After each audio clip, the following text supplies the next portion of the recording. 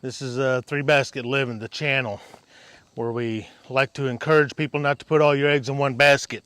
Have some forms of redundancy, a backup to a backup. It's been about 1.5 years, 2 years ago, I did a simple DIY solar food dehydrator build. And I gave a 1-year review on that build as well after my first season. And I started noticing things that I thought maybe might improve what has already turned out to be an awesome solar dehydrator. I think I'm almost convinced it's the best one that I've seen so far.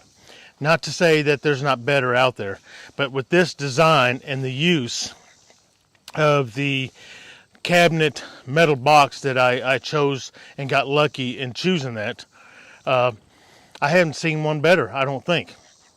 But there's some improvements or upgrades that I'm going to make, in particular 5 of them. One of them is pretty much just for convenience. And what I'm looking to do, as I've said before, is I am looking to extend the longevity of the already high performance that I'm getting out of this solar dryer. So we're going to be bringing you along on that. I'll show you each modification that I'm going to do, and then when we get all done, we'll walk through and see what I think of it and how it turns out. If you see anything or hear anything that you think might be beneficial to somebody else, all I ask of you from this channel is just to share the information, pass on the knowledge. You don't have to do any soliciting whatsoever. So we're going to get together this morning and we're going to get started.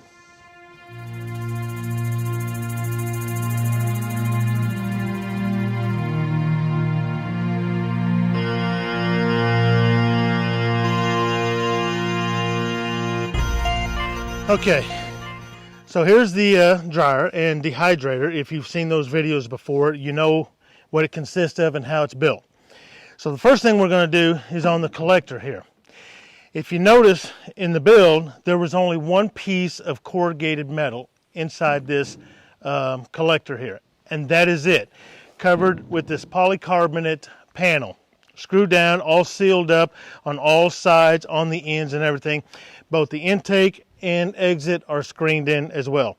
So we're going to add a little bit more metal. We're going to use this this wire mesh galvanized metal, paint it black, which is something that Jenny did yesterday. And then we're going to take those pieces of metal and we're going to set it right on top of the solid corrugated sheet that's already in there. Just lay it in there in order to hopefully generate a little bit more heat. Again, not that I need more heat during the hotter months of the year, but I want to capture as much of that sun's energy later on in the season. So that's what we're going to do with the collector.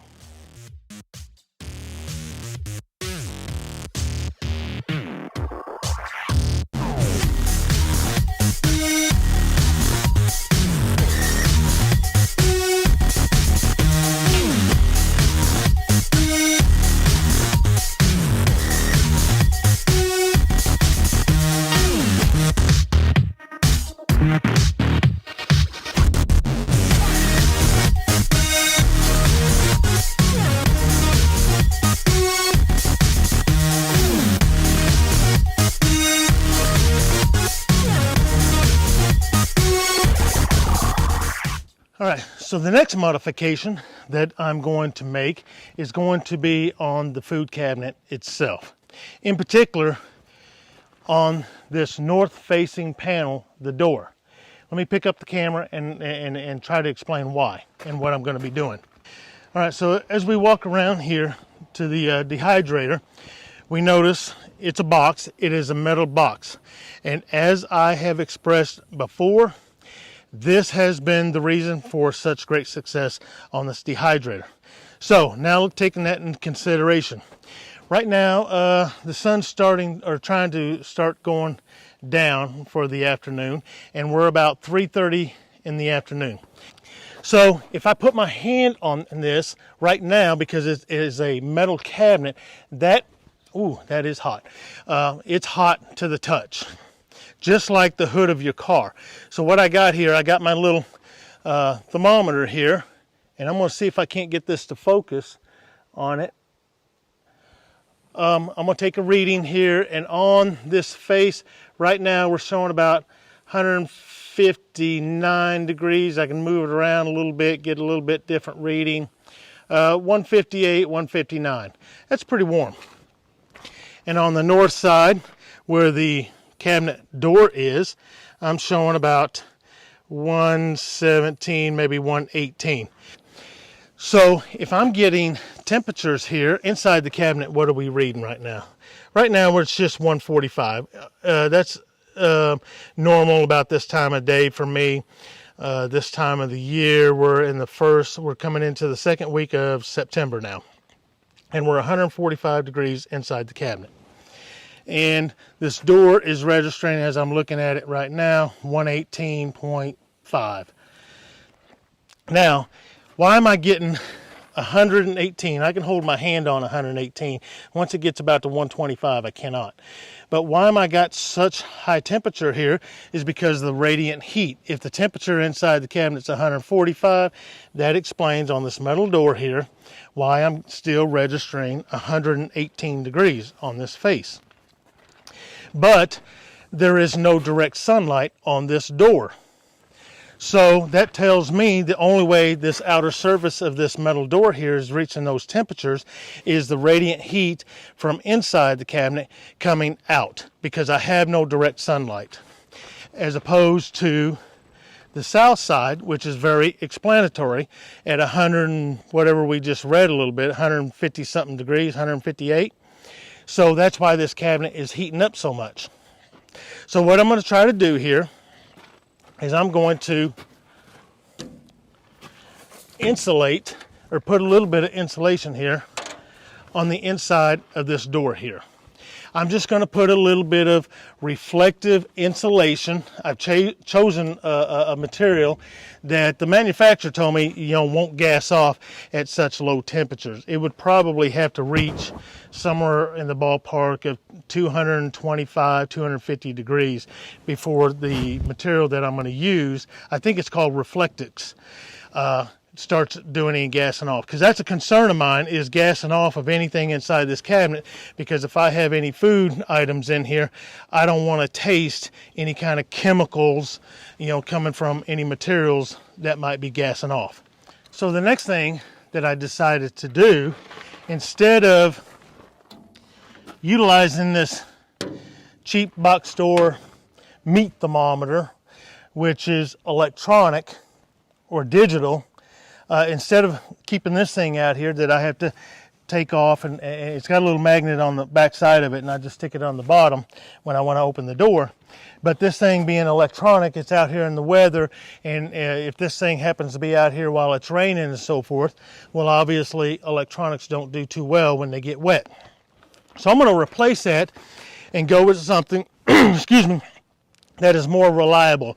And I'm going to put a analog thermometer on the door here. I'll just mount it through the door here. It has a 6-inch probe, and I'll just have to mount it to such a manner that when I close the door, it fits right in between two of these trays. That's the plan I have right now, and I hope it works out.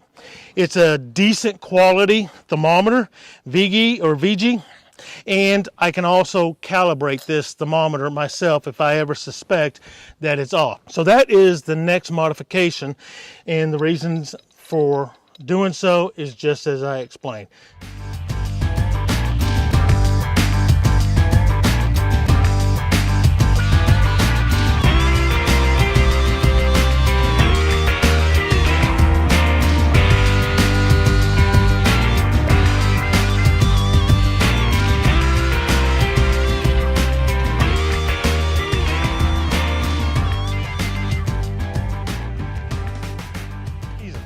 Now, because we're doing all this, what we're also going to have to think about is in the summer months and the hotter months, we're already reaching temperatures of 160 degrees plus on this collector, or this dehydrator. So I want to be able to cool it down. And even if I wasn't adding more metal and insulating the door, I decided that because I'm reaching those kinds of temperatures on the things that I want to dehydrate, I'm starting to reach cooking temperatures. I'm getting close to it. I think probably 175, 180 degrees, something like that, is starting to cook. Maybe a little bit less. So I'm going to add another vent to the top of the cabinet. When I first built this thing, I didn't know how much ventilation that I needed or wanted, so I left enough room in there to put a third vent, just like the ones that I have up there, in case I decided to make this upgrade or modification. So that will be our fourth improvement or modification that gives me more ventilation, in hopes that as I start reaching those higher temperatures, I can cool it down a little bit.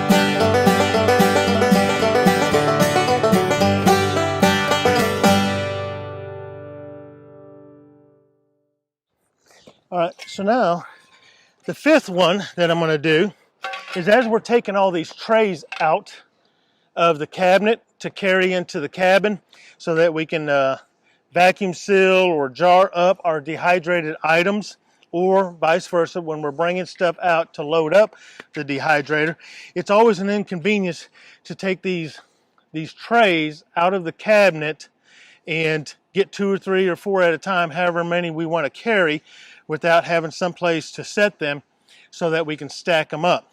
So all I'm going to do is I'm going to put some brackets down here on these supports, and we're going to make a shelf so that we have some place to set our drying trays on to open the cabinet door and load it up. That is going to be the fifth improvement and modification to my little solar dryer dehydrator.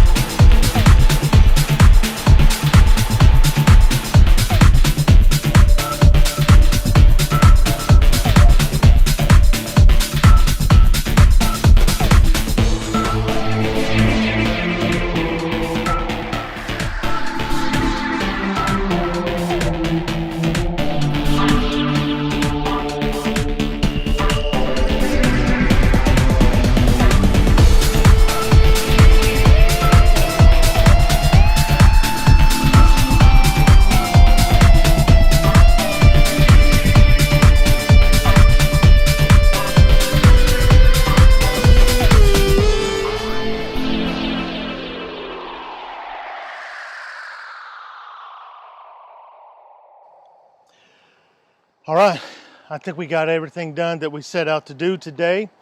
All 5 modifications to an already phenomenal performing solar food dryer or dehydrator. I really have been satisfied with it before. I think I'm going to be super satisfied with it now. So let's take a look around and real quick and see how it all turned out. Okay, with the collector, not much to see than what was there before, other than the 2 sheets of metal that have been placed in there. So I'm hoping to get more heat in the later months of the season into fall. We got the food cabinet here. We got the 3rd vent installed. It got done just like the previous 2, with screened in, so we don't keep so we can keep all the bugs coming out from coming into the cabinet. It's already closed off and screened in from the collector to the cabinet, so everything remains sealed. These are all equipped with dampeners, so I should have plenty of control of the air velocity coming through here, and help me to control the temperatures, in particular hoping to cool it down as it starts climbing in that 150, 160 degree range. I don't want it that hot. I don't want to get close to them cooking temperatures. So that all worked out well. Almost burned up my little cordless drilling that hole with the big old 6-inch hole saw. So we had to get the bigger drill out, and then it was no problem. We take a look at the door here. We got the reflective insulation. We just did the a real good double-sided tape up and down and crossways. This stuck really nice. It appears that it's going to stay in place for a long time. We'll see how it does when the temperatures drop, but I think that's going to be working out just fine. The thermometer here worked out good. I got it placed just right to where it would fit in between the trays and closes just fine. I did at the last minute decide to put a little shroud on it. And just a last minute idea I come up with. I thought, well, maybe it'll help keep the rain and ice and snow off of it. Maybe I'll get a little bit more longevity out of it. I don't get direct sunlight on this north face anyway. One thing I did realize on my thermometer here that I ordered is that the readings go from -40 to 160 degrees. And I've already, before these modifications, where it was reaching above 160 degrees. But I guess it's really not going to matter, because when I start reaching, the 140, 150 degree range on most of my stuff that I dehydrate, I'm trying to cool it down. So I'll be satisfied with that. But one thing I did notice, this 6-inch probe I talked about here.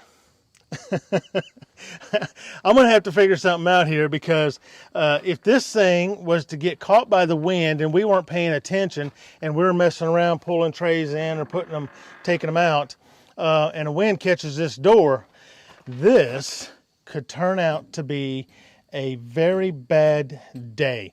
This here is about the height of my neck, and for poor Jenny, it would get into probably her forehead or her temple.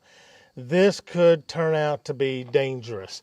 So I'm going to have to do something to block this door so it locks in place. I'll figure something out here, a block or something, or put a chain on the backside that it can be hooked. But I'd rather be able to just do it from here for convenience sake. So that is something that I didn't expect or anticipate or realize, and I'm going to have to figure something out for that.